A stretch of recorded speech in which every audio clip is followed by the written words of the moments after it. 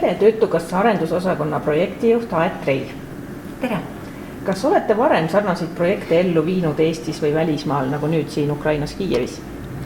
Kui nüüd sellise mastaabiga projektist rääkida, kus on kaasatud ka mõni välisriik, siis minu jaoks on sellest esimene kogemus. Aga kuna ma olen töötanud Töötukassas 10 aastat erinevates ametites, siis ma usun, et mul on olnud selliseid eelduslikke kogemusi, mida projektijuhtimisse üle võtta, et olgu see siis mingisuguse koostöö organiseerimine kohalike omavalitsustega või erinevate tööandjatega, et selline kokkulepete sõlmimine, mingite väga täpsete ajaplaanide kokkupanemine, läbirääkimine erinevate osapooltega, konsensuse leidmine, et seda on olnud.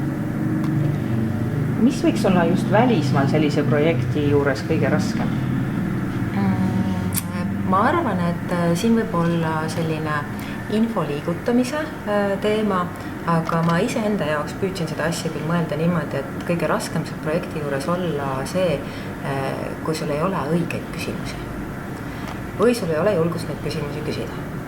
Ehk et ma ise olen täna enda jaoks selle asja lahti mõtestanud niimoodi, et kui mul on piisavalt palju küsimusi, isegi kui nad kõik ei ole õiged, rumalad küsimused on ka vahest päris head, eriti kui sa oled selline võib-olla esimest korda nii suurt asja tegemas. Ja sa tunned, et sul on partnerite poolt ootustugi olemas, sul on see julgus küsida, sest nad on ise huvi tundnud selle projekti vastu ja sul on oma kolleegide tugi olemas. Ehk et sa võidki kõik oma küsimused ära küsida ja kui sa saad nendele küsimustele vastused, siis tegelikult projekt peabki lihtsalt õnnestuma. Et siis üldiselt kokkulepped peavad ja kõik toimub. Väga intensiivne koolituse osa on meil juba, mõni sellest koolitusest on meil tänaseks juba selja taga, et kuidas tunne on, kas nad julgevad küsida, sest Ukrainas on vist teatavasti suhteliselt hierarhiline struktuur, et kas nii-öelda ka spetsialisti tasemel inimesed julgevad küsida? See oli selles suhtes nüüd siuke hea võrdlusmoment, et selle projekti päris algfaas algas meil tegelikult ju online kohtumistega. Et kindlasti silma kohtumine on juba vahetum ja loob teatud eeldused, et kõik läheb sujuvamalt kui online kohtumisel.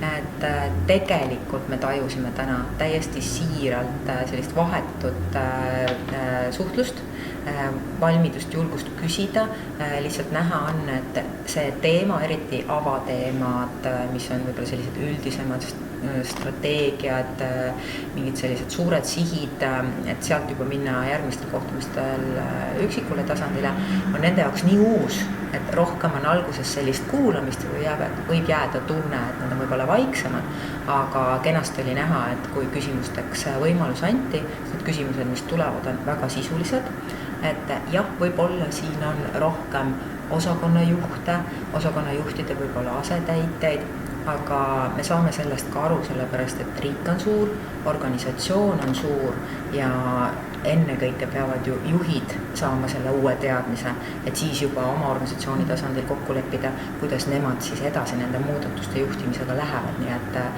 meie sõnum on olnud, et me väga ootame, et kaasataks ka spetsialiste.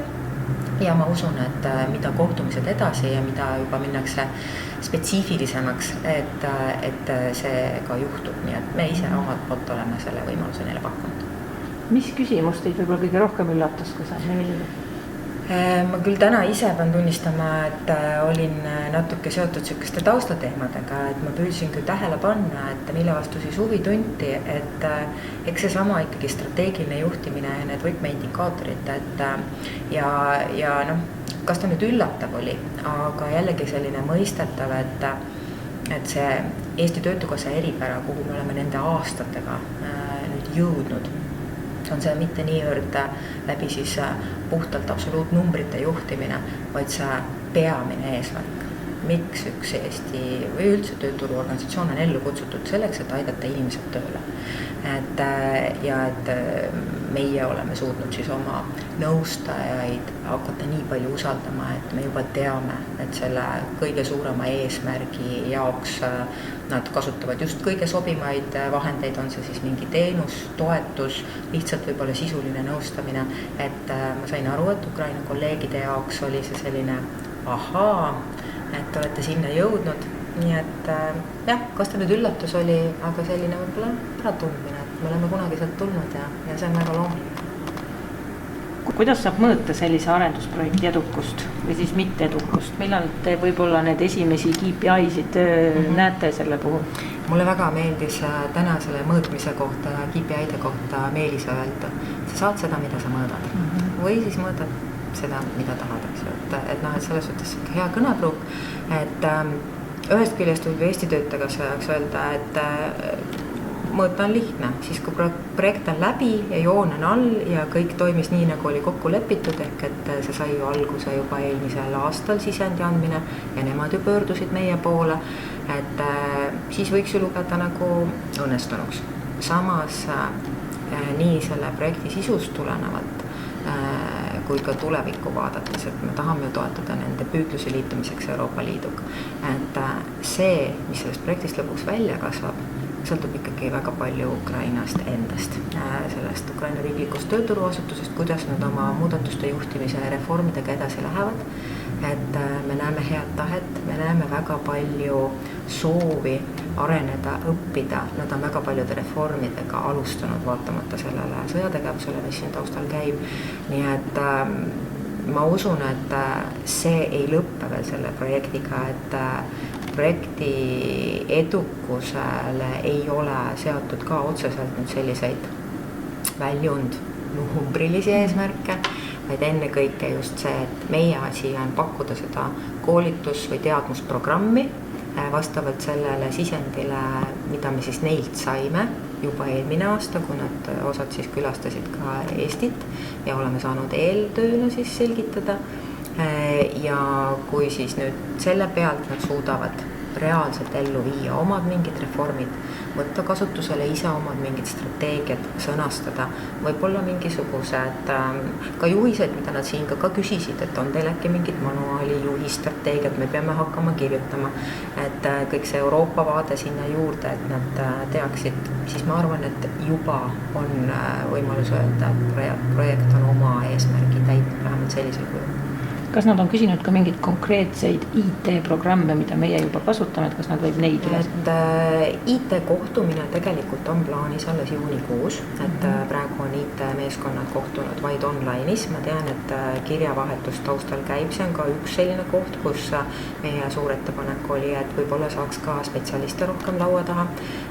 Ka meie enda huvi on kõigepealt näha, missugused süsteemid neil on kasutusel, et me oleme endale üles ehitanud niimoodi, et meil on olemas ka palju sellised testkeskkonnad, mille pealt on üsna realistlik pilt juba suhteliselt varakult, milline asi hakkab välja näeme, mis saab olema funktsionaalsus.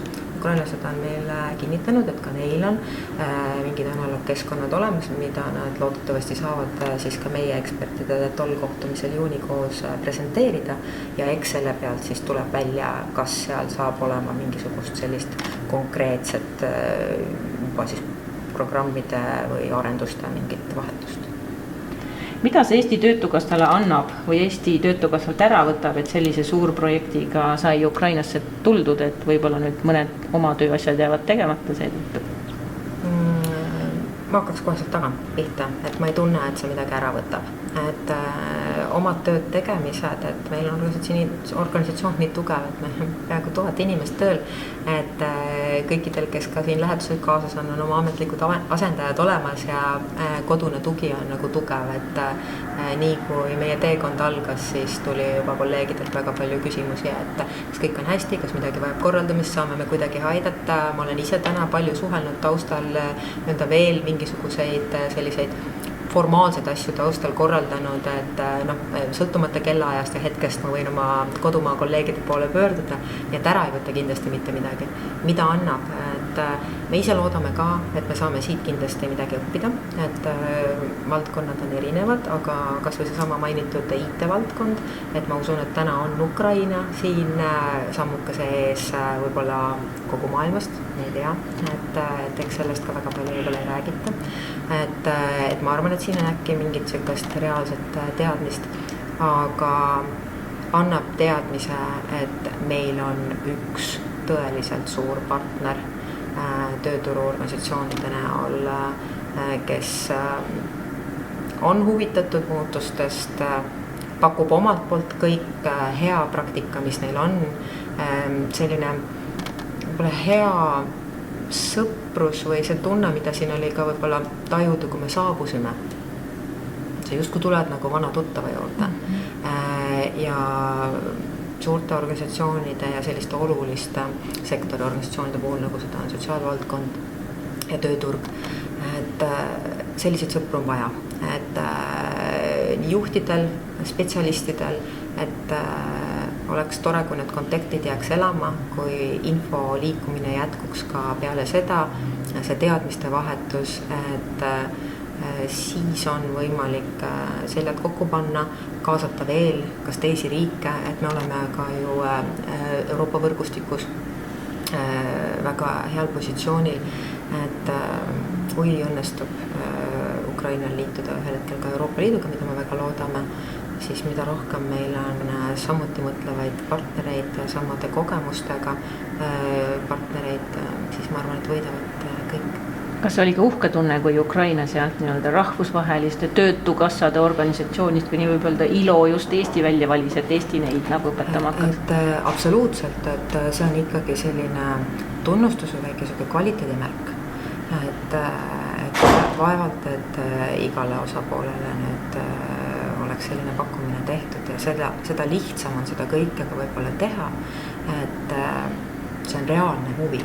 Et eks neid projekte ju on ju väga-väga palju erinevaid, Euroopa Liidus on väga palju erinevaid meetmeid ja projekte, et neid võib ju teha erinevat moodi, võib ju lihtsalt tulla kokku ja rääkida, vaadata slaide ja minna laiali, et aga kus on organisatsioonilt organisatsioonile ja tõesti sisend on tulnud nende poolt, siis see on juba hoopis detailsem. Ja ma arvan, et see lõhubki need barjäärid juba alguses ka ära, et julgetaksegi, tahetaksegi, et lihtsam. Aitäh! Palun! Jõudu!